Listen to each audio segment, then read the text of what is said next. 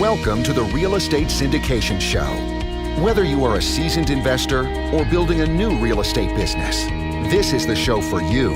Whitney Sewell talks to top experts in the business. Our goal is to help you master real estate syndication. And now your host, Whitney Sewell. This is your daily real estate syndication show.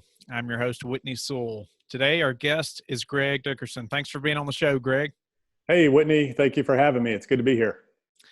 Greg, as an entrepreneur, real estate investor, and developer, has bought, developed, and sold over $200 million in real estate. He's built, remodeled hundreds of custom homes and commercial buildings and started 12 different companies from the ground up. That's impressive. And I look forward to getting into the conversation, Greg. And would you tell the listeners, a little about your background, Greg, and how you got into this business called syndication?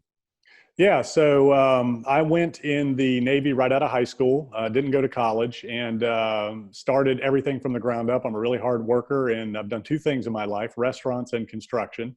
And I started my career as a builder. I was working in a restaurant prior to going in the Navy, and there was a guy doing an addition on the restaurant, and he asked me to, come clean up after him one day, and I did, and I'm a hard worker, and he liked me, and, so I started following him around and helping him on other projects and kind of learning the business. And I did that for a couple of years and worked in restaurants at night, worked for him during the day. And then I went in the Navy.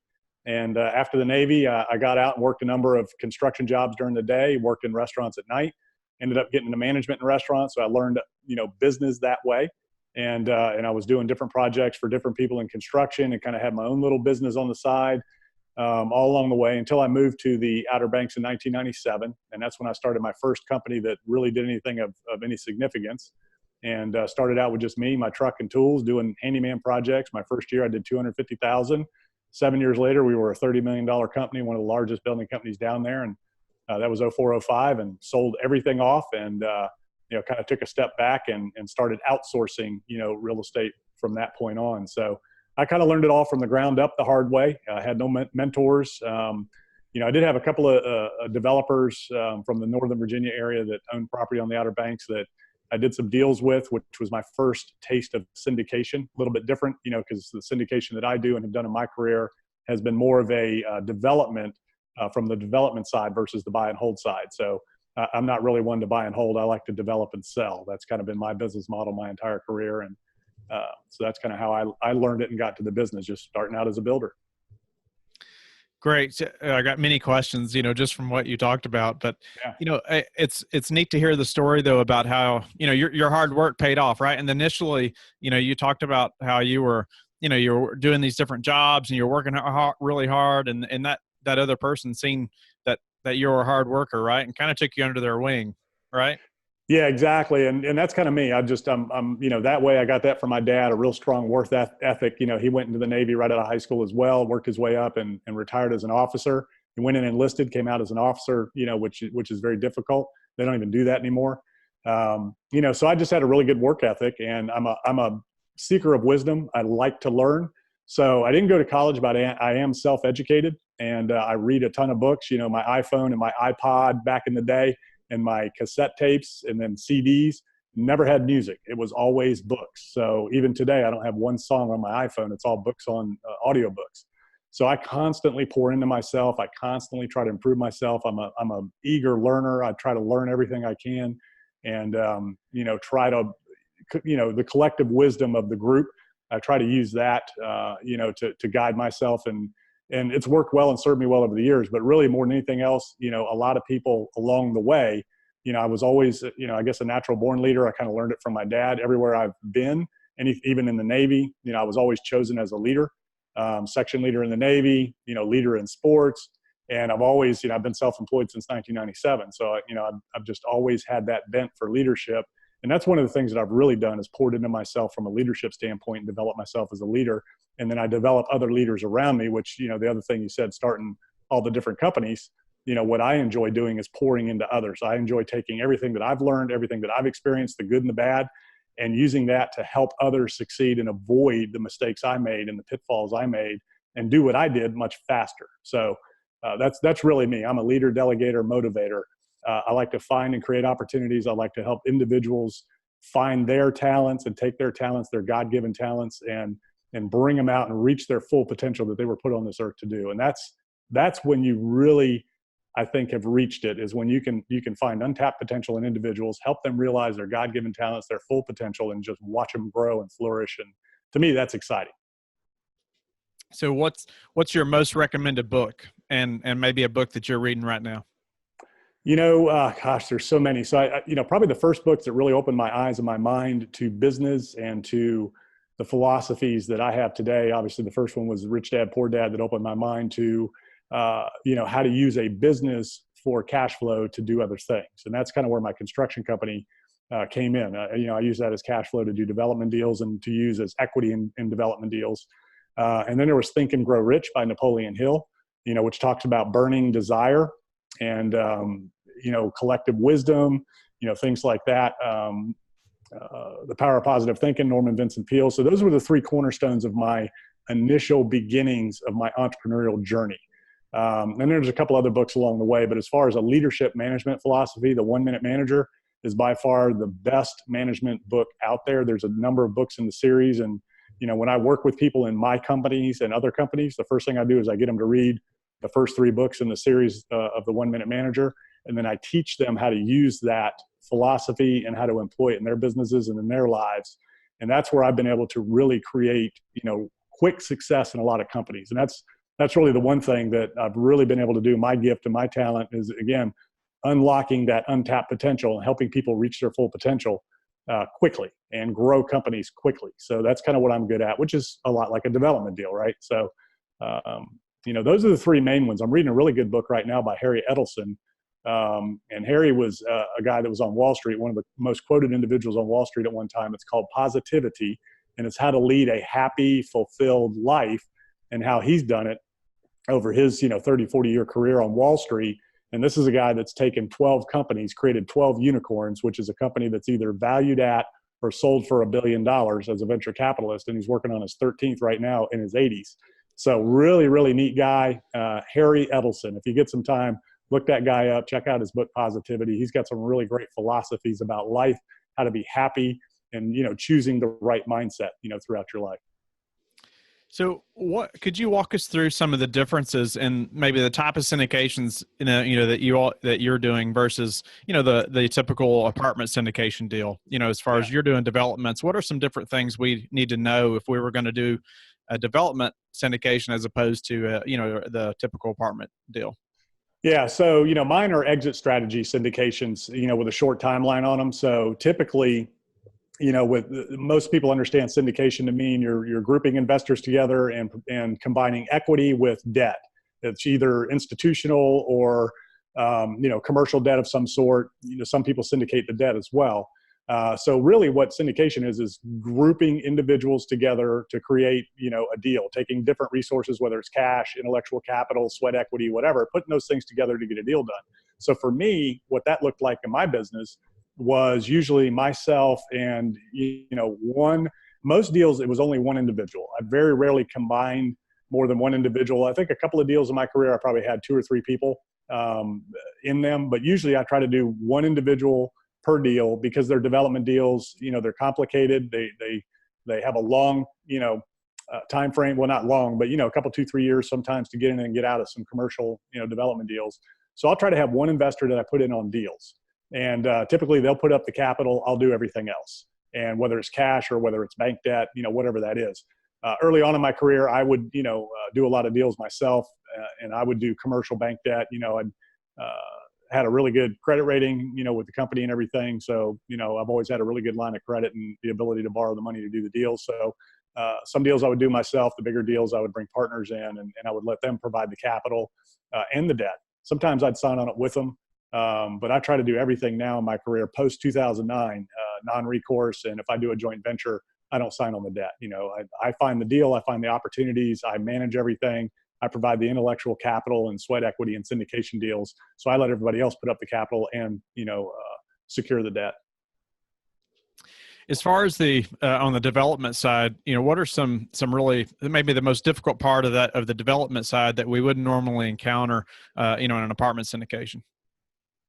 So getting it out of the ground is very difficult these days in a lot of different markets. It just takes a lot of time. So it's going to take you, and depending on the financing you use. So a lot of people are using the Freddie Mac, Fannie Mae development loans, which are great. They're 40-year non-recourse, very good interest rates. You can also get the rehab loans as well, but they're very difficult and time consuming. So they want a lot of paperwork.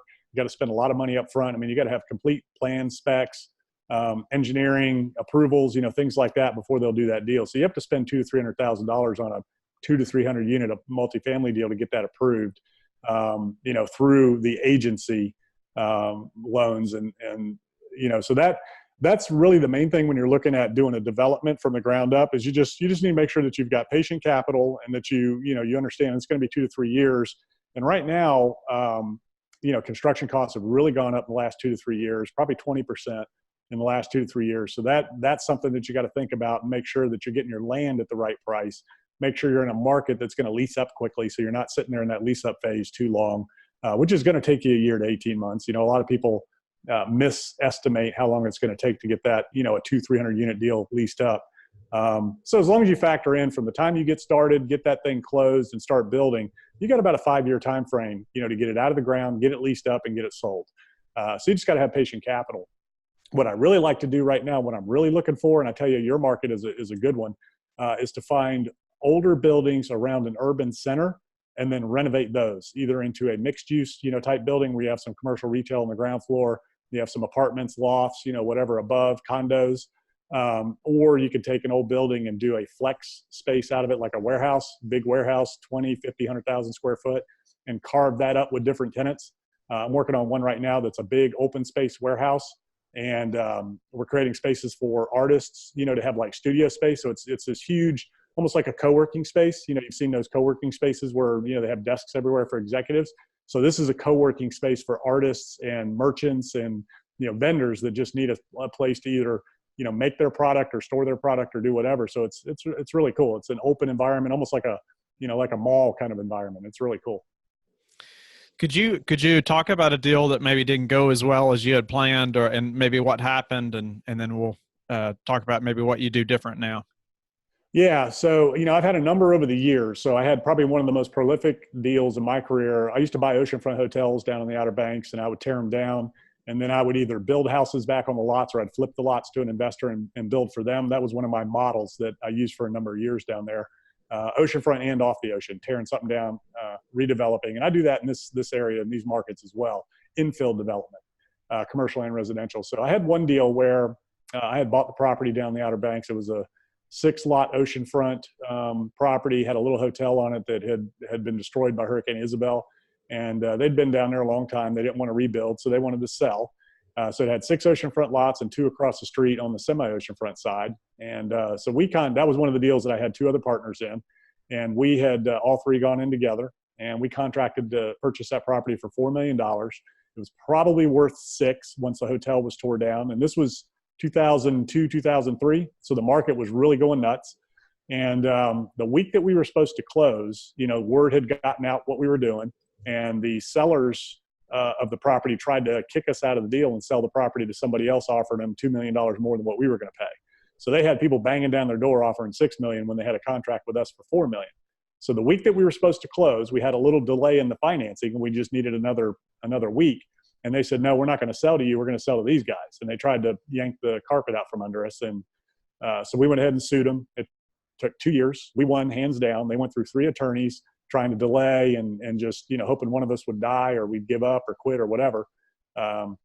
But it took 2 years, cost us about $250,000, and we ended up closing on the deal and moving forward with it from that standpoint. And, timing is a really interesting thing, right? So when we go into a deal, we have this timeline and we have these goals. A lot of times we think, man, if I don't get this done, it's just not going to work. And usually what I've found out is, deals will happen in their own time. Opportunities will be created in their own time. And sometimes things happen when they're better for us when we don't even realize it, right? Especially if you have a strong faith, you realize there's really nothing up to us in this world. We get up and we do our thing.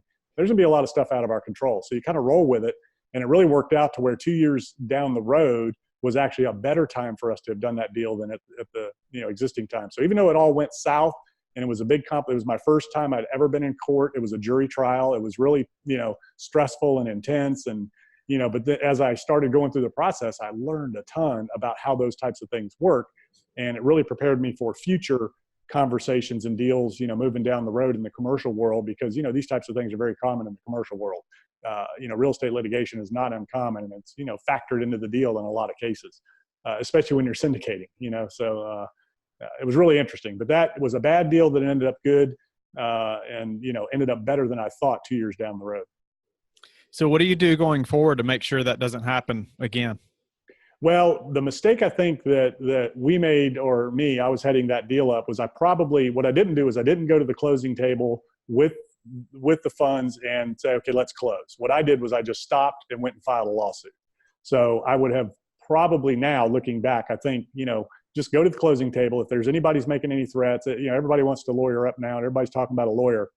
There's always a way to resolve things. Make sure your contracts are ironclad. So what helped me in my career and in that situation, and I had another situation a couple of years down the road, same kind of deal, where I had to sue somebody for what's called specific performance, where they try to back out of a contract. I save all my emails. I document all my communication. I'm very thorough, very organized. And I make sure my contracts are all done by attorneys, which, again, an attorney's opinion is only as good as his opinion, right? So it still has to stand up in court. So I understand how those things work now and what they're going to do. So I make sure that, whenever we draft a contract for anything, we make sure that we take all of those things into account, and make sure that we're very thorough in our paperwork. We're very, full disclosure up front. And, if there's ever a situation where somebody says, well, I'm not going to do this deal, just go to the closing table, see it through, and then see where the cards lay. So that's really it. Making sure that I dot my I's, cross my T's. I save all my communication. I document everything, and I do what I say I'm going to do, and I tell the truth. So that really helps when you're going through a court case like that. I gave a deposition 2 years before we ever went to court, where they sit you down and they grill you and they ask you all kinds of questions. Then they get you on the stand and they try to trip you up and get you to contradict yourself. If you're honest and you tell the truth and you document everything, they're not going to be able to trip you up. So that's really helped me in my business career. I'm very, I do what I say I'm going to do. I'm very thorough. I'm very diligent. And I make sure that, I document everything, and I have the right contracts in place, drafted by attorneys. I don't do anything myself. It's great advice. I appreciate that. And, I'd like to get into about how you grew your first business from 250,000 to 30 million.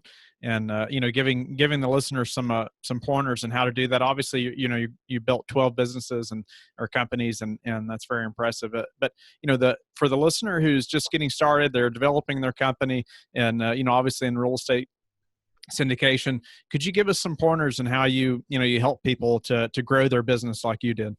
Yeah, it was really interesting. It just kind of happened along the way. And I got into equity capital, venture capital, along the way with my real estate investments and development company. But the way I did it was, again, I started from the ground up, just me, myself, my truck, tools, doing what I could do myself. Then I hired somebody to work with me in the field. And literally I was doing all the sales, all the estimating, all the bookkeeping. So my first hire was another carpenter in the field to help me on the jobs, because I'm not that good with my hands. I'm a good trim carpenter. That's about it. And I can't frame a house. I can't cut in stairs, but I can figure things out. Right. So I hired a carpenter, and really that's the key. So if there's anything to take away from this, I always hired people better than me, smarter than me, and more talented than me. I always try to surround myself with people that can do what I can't do. You fill in those gaps, right? You find whatever your weaknesses are, you hire those and fill those in. So I hired one guy, then I hired another. So when I got my second guy, that was my crew. So then I became the superintendent, running, getting materials, kind of overseeing jobs, but not working daily on the jobs. Then my next hire was a part-time bookkeeper. And so she took the administrative load off of me. And then I ended up putting another crew in the field after that. So now I had two crews under me and my office manager. And that was when I transitioned to the point where I was on the road all day long doing sales. So I'm really good at marketing, especially guerrilla marketing. And, I kept myself busy. And the Outer Banks is very linear, north to south. So I would book myself or have her book appointments for me. Literally, somebody could call that day and I would show up at your house, give you a written estimate. So that gave me an advantage over a lot of my competitors who wouldn't even answer the phone. Things were so busy. So I'd have her schedule my appointments from north to south, and I'd get up, I'd go head north, and I'd go south, and I'd do estimates and sales calls all day long. And I had a superintendent at that point in the field overseeing the crews. And I just grew it that way. And we ended up with, I don't know, 20 something employees. They were all in-house, probably doing, went 250 the first year, 750 the second year, $1.2 million the third year, 2.5 million the fourth year. Then I started, but I wasn't making any money, right? And I'm building this company. I'm leading these guys, and we're having a lot of fun. Things are going really good, but we just weren't profitable. And along the way, I had bought a plumbing company. I think I told you one of my plumbers was having trouble. He was about to go out of business. So, I bought him, bought his company, put 6 trucks on the road. He knew of another company that was going out of business, so he hired all their mechanics, and instantly we had 8 trucks on the road and turned him into the largest plumbing outfit down there. And again, it's a small town, so we lettered up the trucks, and it was pretty easy to look large real quick. Had 8 trucks on the road with his name and number all over it. So that in and of itself is marketing. We had enough work to keep him busy. So that was one of the companies that I kind of came alongside. But really, what I am is I'm a leader, delegator, motivator. So I find talent and I coach them to success. I hire winners, I find winners and champions, and I coach them to success, and I let them do their job. So, at that point, we're probably 3 or 4 years in. We're doing great, growing, but we're not making any money. So I start looking at, I need to do bigger jobs, and I need to start building some houses. And I had a friend of mine who was a developer in Northern Virginia that had come down, and we started talking about doing spec houses. And I didn't even know what that was or how to do it, had no clue. Never built a house in my life at that point, just had done remodeling. So we started building spec houses together. He kind of showed me how the process worked. And when I say together, the deal was he was supposed to be the money, and I was supposed to be the builder, right? And I was going to do all the building and put in the sweat equity. He was supposed to bring the capital to the table, and he was supposed to guarantee all the debt. Well, the first thing that happens is I'm on the notes with him all of a sudden. And the next thing that happens is I'm the one putting up the money for the deposit to get the jobs going. So this guy was all smoke and mirrors, right? I didn't realize it. He was very smart, knew what he was doing. But whenever I said, well, we need money to start this job, I can't just wire 25 grand. So I'd have to cover it and get him going. So anyways, long story short, he took total advantage of me, but he taught me the business, taught me how to build spec houses. And when I finished my first 5 houses with him, I was off to the races and doing my own things from that point on. And I had taken my company, turned all of my employees into subcontractors. So now that was my first taste of outsourcing. I started hiring all subcontractors to do all the work for me, trades, which is common practice in production building, in construction. And the only in-house employees I had were management. And I did have a warranty punch guy on staff. And we still had about 20 employees at our peak, but they were all, executive level. I had a chief financial officer, president, vice president of construction in charge of 6 superintendents in the field. They had assistants, and we had a design department. So we had about 20 people, $1 million a year overhead, but we were doing $30 million a year in revenues, and we were making really good money. So it was a lot of fun, but the way I've done it over the years with the different companies were people saw what I had done with my company. It was a small town, so it was easy to kind of see, and I was on a lot of boards and, kind of high profile. Involved in the community and doing different things. And our company supported a lot of the, pretty much every cause down there, especially youth activities and church and, community boards, education foundation, things like that. So people would come to me and say, man, how did you do what you did? Because it seemed like, and it always seems like, my story sounds great, right? 200 million bucks and 12 companies and all that. It seems like it's overnight, but really, that's a lifetime, journey. Right. And more specifically, that's the last 21 years. But that's a lifetime of everything that came together to do all that. But whenever you're somewhere and you do something and all of a sudden, bam, everybody thinks it's just overnight. So people would come to me and they would say, hey, man, how did you do this? I've got this idea. I had a guy selling me pools and spas, and we were buying about 30 or 40 of them a year. And he said, look, I'd like to start my own business. You're buying this many from me. You can buy them at wholesale, save a bunch of money, and we'll build this company and be partners. And I said, okay. So we put a partnership agreement together, came up with the concept for the company, bought a building and put him in business. And what I supplied was all of the intellectual capital. I supplied the actual capital to get it up and running. And I was his largest customer until he got out there and landed some more accounts. And then, I don't know, about 5 years later, I sold the whole thing back to him.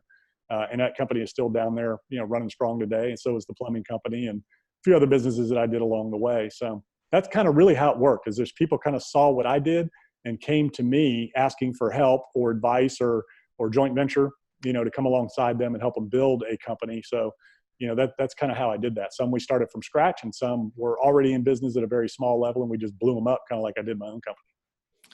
So Greg, that leads right into, if somebody comes to you and says, how do I get started in this syndication business, Greg, or what do I do to get started? What's your, just 30-second answer, to help somebody just initially to get started?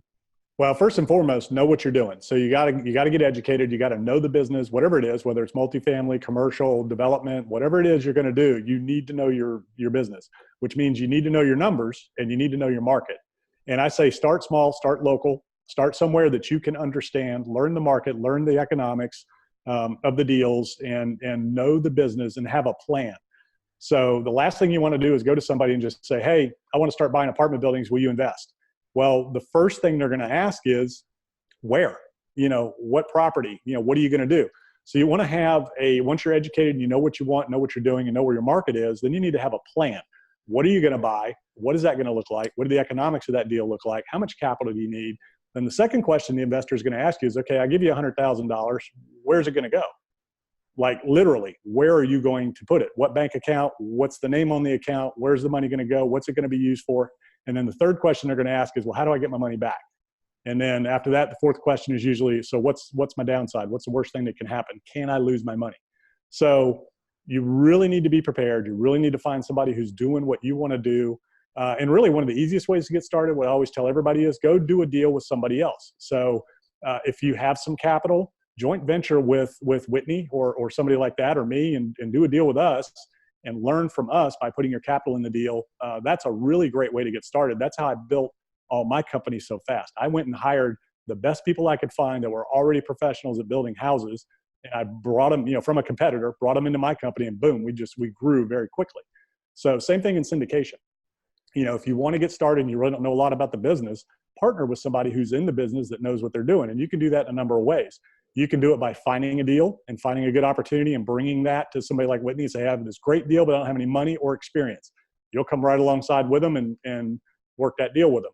If you've got capital, same thing. You go to somebody like a Whitney, hey, I've got this capital. I'd like to do some deals. And you start doing it that way. The third way to do it is go raise money with others.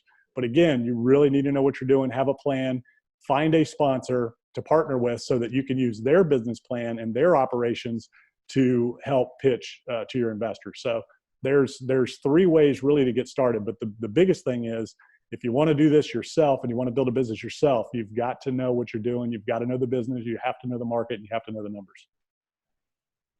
What would you say is the number one thing that's contributed to your success?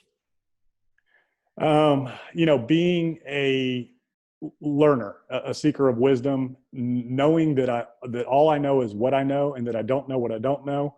And, again, I'm one of, so I guess if I have a superpower or a gift from God, it would probably be the ability to delegate. So I'm not one of those people that has to control everything and be on every little thing. Now I watch the big picture and I do watch the details, but when I bring a professional on board or partner with somebody that's a professional, I let them do their thing. The last thing I'm going to do is come in and do their job for them or, try to tell them what to do if they know what they're doing already.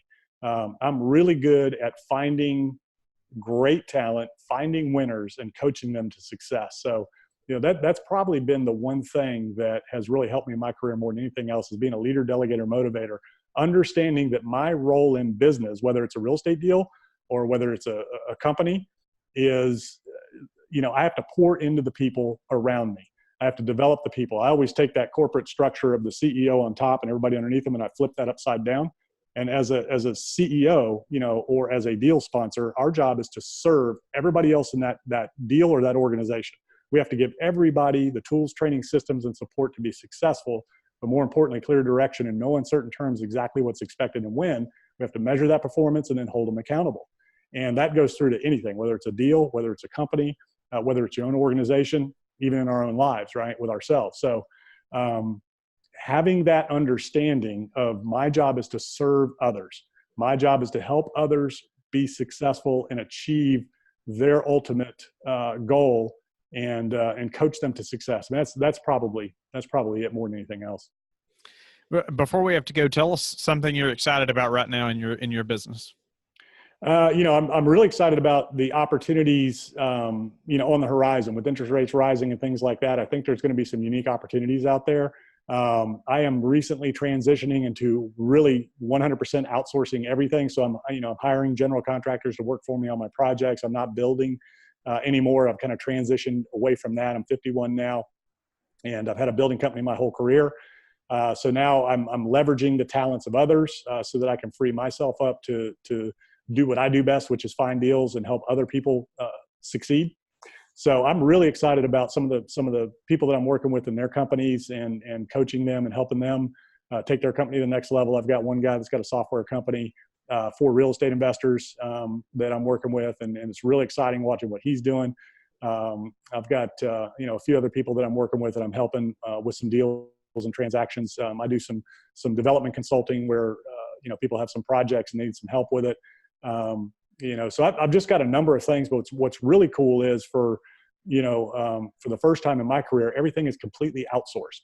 So I don't have that day-to-day burden of, making sure that this building company is running and operating and having to deal with those issues on a daily basis. Now I can do what I really love to do, which is find opportunities, create opportunity, unlock the value, whether it's in the individual or the deal, and bring out the highest and best value of that project or that individual and what they're doing. So that's what I'm excited about. And Greg, tell the listeners how they can get in touch with you and learn more about your business.